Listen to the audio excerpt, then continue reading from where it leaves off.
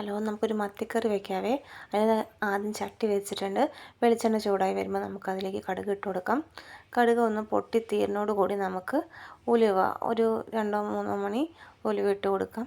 അത് പൊട്ടിത്തീരുന്നോട് കൂടി നമുക്ക് കറിവേപ്പില ഇട്ട് കൊടുക്കാം. അതിൻ്റെ കൂടെ തന്നെ പച്ചമുളക്, ഇഞ്ചി, വെളുത്തുള്ളി എന്നിവ ഇട്ട് കൊടുക്കാം.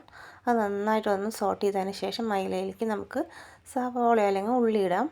ഞാനിവിടെ സവാളയാണ് യൂസ് ചെയ്തിട്ടുള്ളത്. നന്നായി വഴറ്റി കൊടുക്കാം. അതിനുശേഷം നമ്മൾ അരിഞ്ഞു വെച്ച തക്കാളി ഇട്ട് കൊടുക്കുന്നുണ്ട്. തക്കാളിയും സവാളയും എല്ലാം കൂടി പെട്ടെന്ന് മൂത്ത് കിട്ടാൻ വേണ്ടി നമ്മൾ അതിലേക്ക് കുറച്ച് ഉപ്പ് ഇടുന്നുണ്ട്. അതിനുശേഷം നന്നായിട്ട് വഴറ്റി കൊടുക്കാം. വഴറ്റി കൊടുത്ത് നന്നായി മൂത്ത് വരുമ്പോൾ നമ്മൾ അതിലേക്ക് പൊടികളായ മഞ്ഞൾപ്പൊടി, മല്ലിപ്പൊടി, മുളക് പൊടി എന്നിവ ചേർത്ത് കൊടുക്കുന്നുണ്ട്. അത് നന്നായി മൂക്കാൻ വേണ്ടി നമ്മൾ വഴറ്റി കൊടുക്കുന്നുണ്ട്. വഴറ്റി കൊടുത്ത് അതിൽ നമ്മൾ നന്നായി മൂത്ത് വരുന്നതോട് കൂടി അതിൻ്റെ പച്ചമണം എല്ലാം പോകണം. അതിനുശേഷം നമ്മൾ അതിലേക്ക് കുടംപുളിയുടെ വെള്ളമാണ് ഒഴിക്കുന്നത്. അത് ഒഴിച്ചു കൊടുത്തതിന് ശേഷം ആവശ്യമുള്ള വെള്ളം കൂടി ഒഴിച്ച് ചേർത്ത് നമ്മൾ നന്നായിട്ട് ഒന്ന് തിളപ്പിക്കാൻ വെക്കുന്നുണ്ട്. അതിലേക്ക് നമുക്ക് എന്നിട്ട് മത്തി ഇട്ട് കൊടുക്കാം. മത്തിക്ക് പകരം ഏത് മീനായാലും കുഴപ്പമില്ല. ഇപ്പോൾ അത് തിളയ്ക്കാൻ വേണ്ടി മാറ്റി വയ്ക്കാം. ഒരു 10 മിനിറ്റിന് ശേഷം നമ്മുടെ മത്തി നന്നായി തിളച്ച് വന്നിട്ടുണ്ട്. അങ്ങനെ നമ്മുടെ സ്വാദിഷ്ടമായ മത്തിക്കറി റെഡി ആയിട്ടുണ്ട്.